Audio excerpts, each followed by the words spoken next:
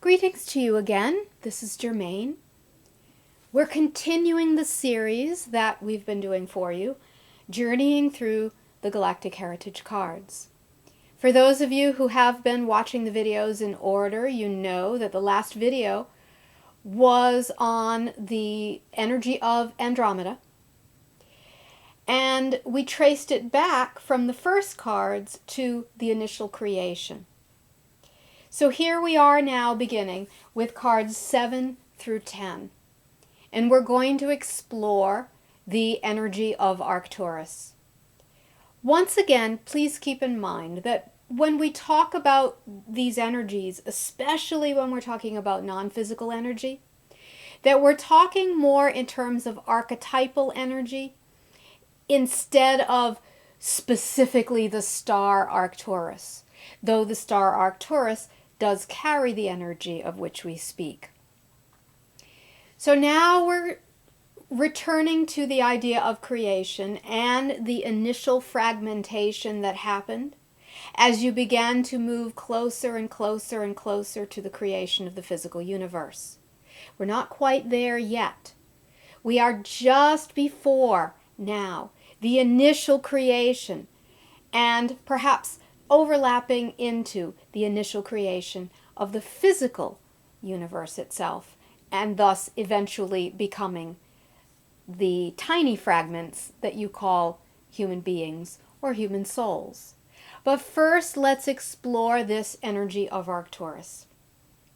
So, as you have gone through a fragmentation process, and the energy has begun its, let's say, movement toward eventual polarity, there was a frequency then that represents, let's say, the last pure and balanced energy that is non-polarized before you moved into physicality. And that would be what is represented by the Arcturus energy. So, in order to explore what we mean by this more completely, we're going to look through the 4 cards that we have here and give you a little bit of insight on them to help you understand what we mean. So the first card we have here that we are going to explore is number 7, Arcturus card, and it is the theme of unconditional love. What do we mean by that? Well, humans have often had a definition of love that can very often be very polarized because it's coming through, in a sense, the human filter or the human lens.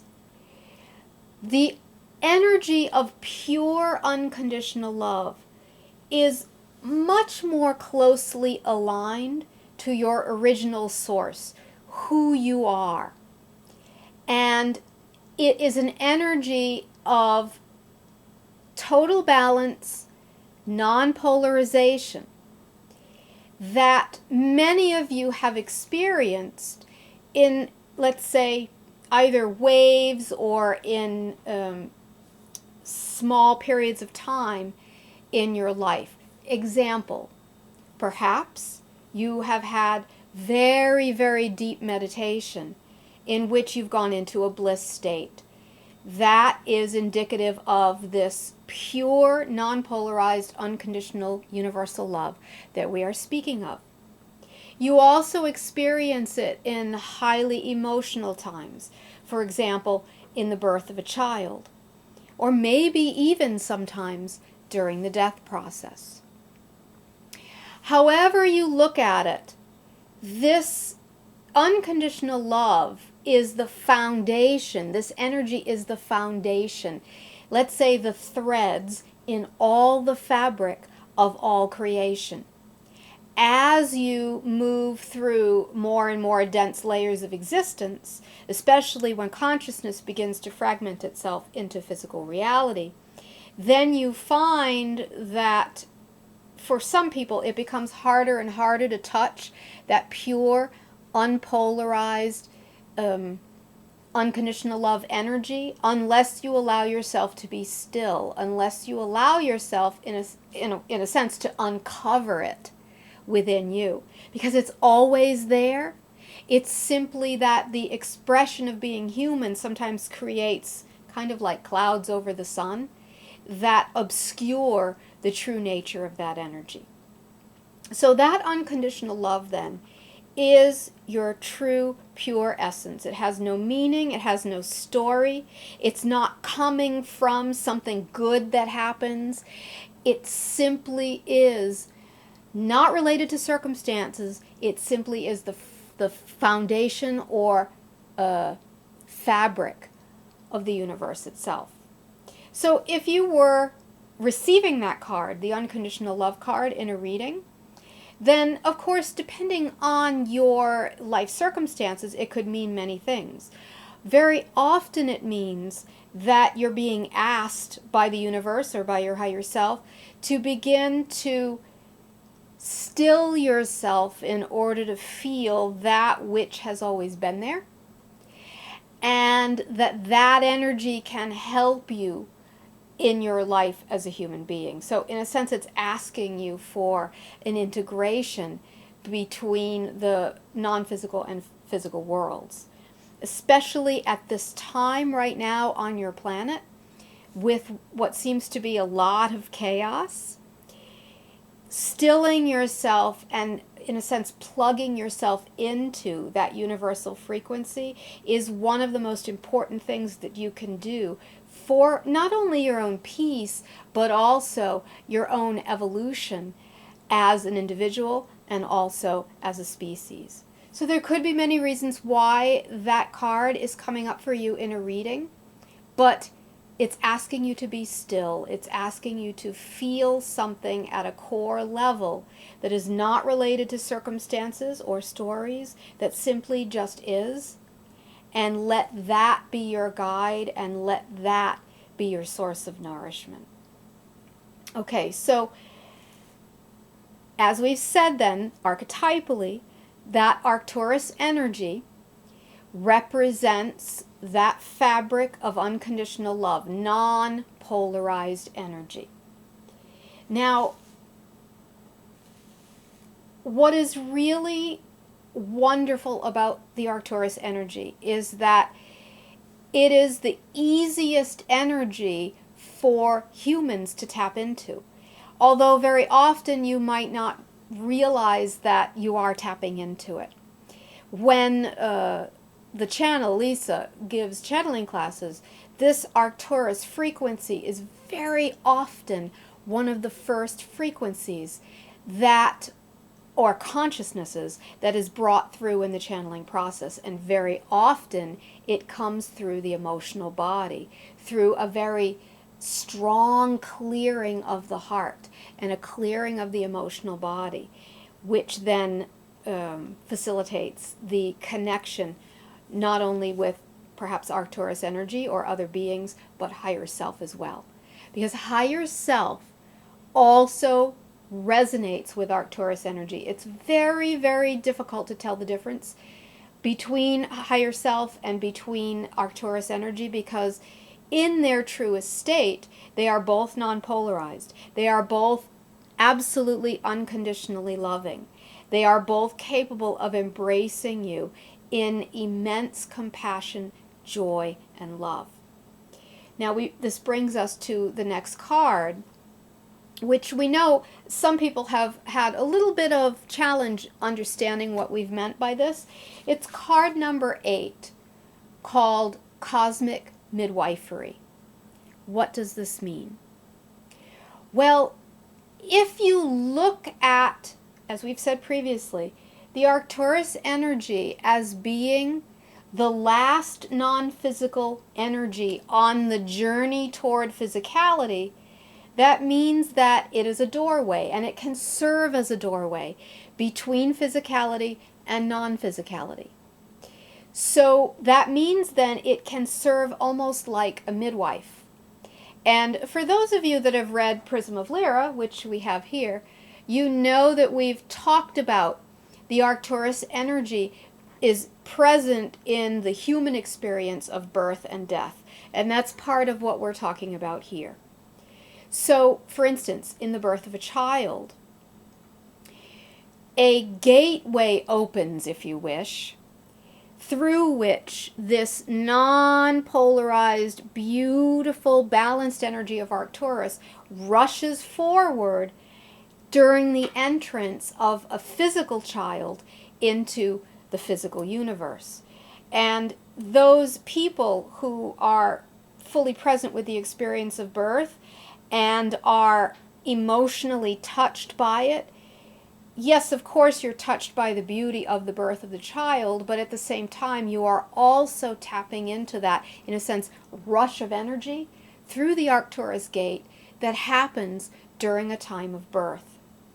And in a sense, you can look at it as the Arcturus energy, or another version of you, because you exist on all levels, accompanying the fragmented you as it is born into a physical life, as a reminder for you never to lose the connection. Now, you know what happens, of course, as children grow, etc., that very often they do lose that connection. Now, this is really only a product of a third density reality. As you are now moving more and more and more into fourth density, this connection process doesn't have to sever any longer as a child grows. So you're going to find, especially with what you call the new children, that there is a stronger connection with the true nature of their consciousness for longer and longer periods of time. You can sense they're just different. All right, so now conversely, midwifery, since it is a conduit process between physicality and non-physicality, the same process happens at the moment of death. So at the moment of death, once again, there is a doorway that you might call an Arcturus doorway, where energy from Arcturus is readily available to connect with, and it embraces the energy of the soul who is leaving the physical reality. Those of you perhaps who work in hospice or another type of profession in which you are among those who are dying and perhaps even assisting them in a conscious way, we're pretty much sure that many of you have felt this presence that happens when the gate opens at the moment of death. So this is also, if you are to look at, let's say, species, fourth density species, who are advanced enough to go through what we might call a conscious dying process. Some of your monks also on your world do it as well. They're very aware of this gate, though it has been labeled by many different with many different names over time. But they're very aware of this gate, and it is the gate that beckons you as you move through the death process and into the non-physical realms. So many of you have skills as cosmic midwives, which would be, let's say, like a doula or a midwife to help people make transitions in their life. Also, we could even say that the process of channeling is a process of midwifery as well for the one who is teaching the process.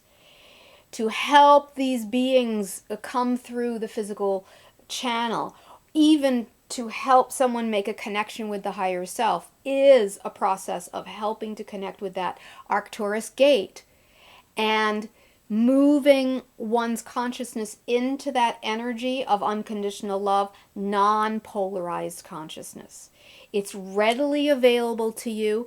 It is the gift of the universe for all physical beings, even when you are deeply, deeply asleep and you forget who you are.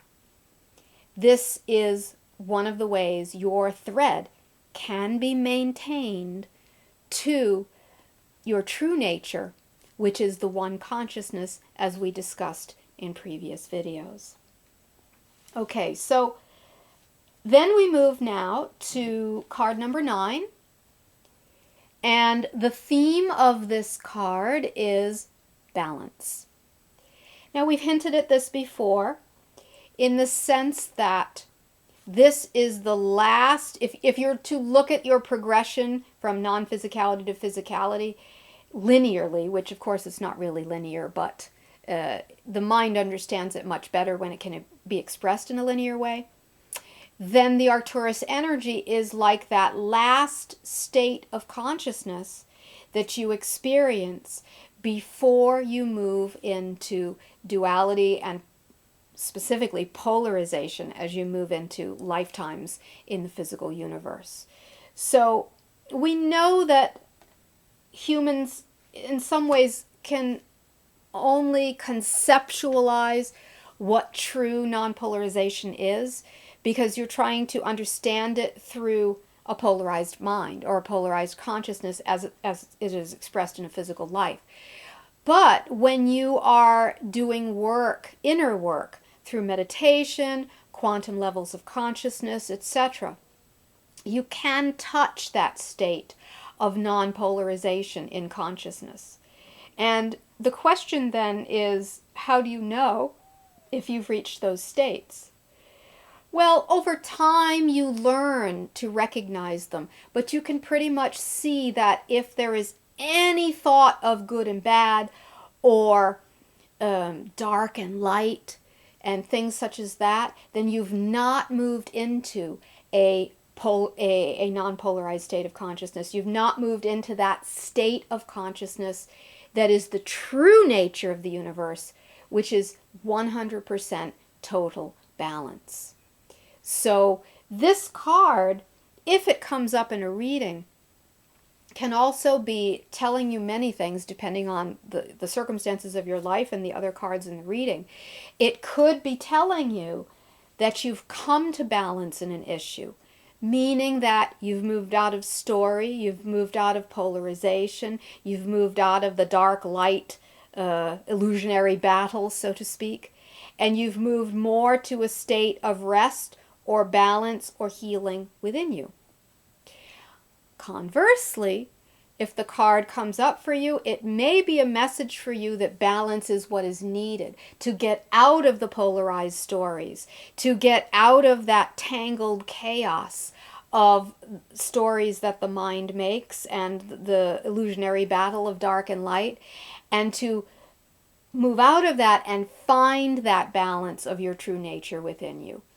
Now, we've given you, ironically, two very polarized interpretations of the card, but of course there are many, many subtleties and nuanced meanings and interpretations in between those two poles that we've given you. So it's up to you when you're working with the cards to really feel what this means for you. Why did the card balance come up for you?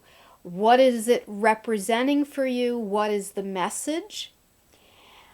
But bottom line, we would say the Arcturus cards are usually always nudging you to go back to your true nature.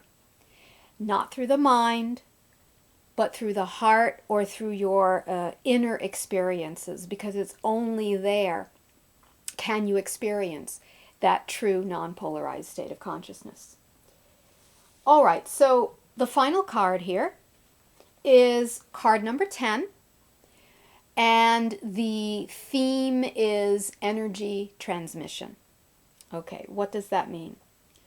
Well, we love this card. It has actually many, many layered meanings, and you will find that very often people on your world who are healers, even massage therapists or even doctors, or depending on how you use the energy, they often get these cards in readings because ultimately the process of working with someone toward their healing is a process of energy transmission. If you're doing Reiki, as an example, you are transmitting energy. But ultimately, what you are doing is helping the receiver learn how to open their own receivers be their own receivers for the fully balanced, unpolarized energy of the universe. So energy transmission then can mean several things. It can refer to a process of healing.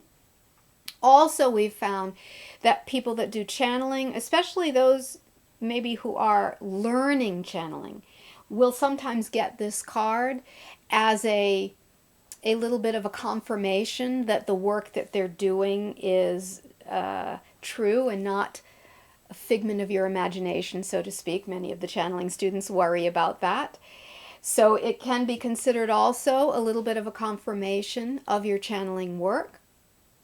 Now, if we look at it on a macrocosmic level, away from the individual, this is also a very significant card because, though we're not going to go into it here, the next cards in the deck, which will be in the next video, will be moving now into physical reality. So card number 10, Energy Transmission, is the last non-physical energy card before you move into physical reality or the physical universe. And this is really significant because it's expressing the idea that your physical universe is a product of energy transmission from a non-polarized state of consciousness. Only as you move into the physical universe is there the lens, so to speak, that separates the balanced energy into the polarized energy, and therefore your whole experience becomes one of polarization only because of the lens that separates the pure balanced energy into polarized energy. So the energy transmission card is representing that input, if you will, input of energy right before you enter the lens, so to speak, that separates you into the polarized universe.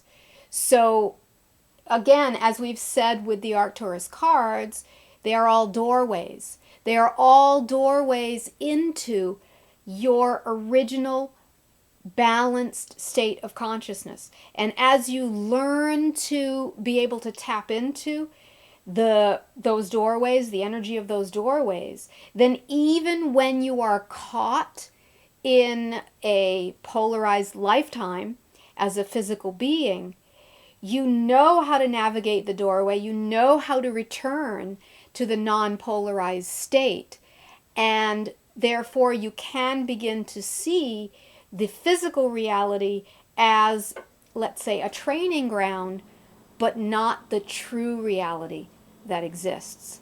This ability to be able to see the difference between the two realities and to move freely between the two is the process of awakening. Because then you, let's say, don't get caught in the matrix and believe yourself to be the characters in the matrix. Of course, we're referring to your beloved movie, In Your Realm. The characters in the movie remembered they were in a movie or in a polarized matrix. And that process of awakening helps you begin move back to the source, into your original state of unpolarized energy. So, this concludes our transmission regarding the cards that are referring to non-physical states of consciousness. Now, in the next video, we're going to start exploring the physical universe, beginning with the early civilizations that were in the area of Lyra. Some of you remember the information from the Prism of Lyra book. We'll get into that in the next videos. But for now, once again, we remind you that this doorway of Arcturus is always a doorway home for you, back to your original state of consciousness. Not only are you able to tap into the doorway, but it is your right to do so. No one holds the key but you. So when you're ready, you can walk through the doorway at any time. Thank you so very much. And next video, we move into the drama of the physical universe, yes? Much love to all of you. Thank you.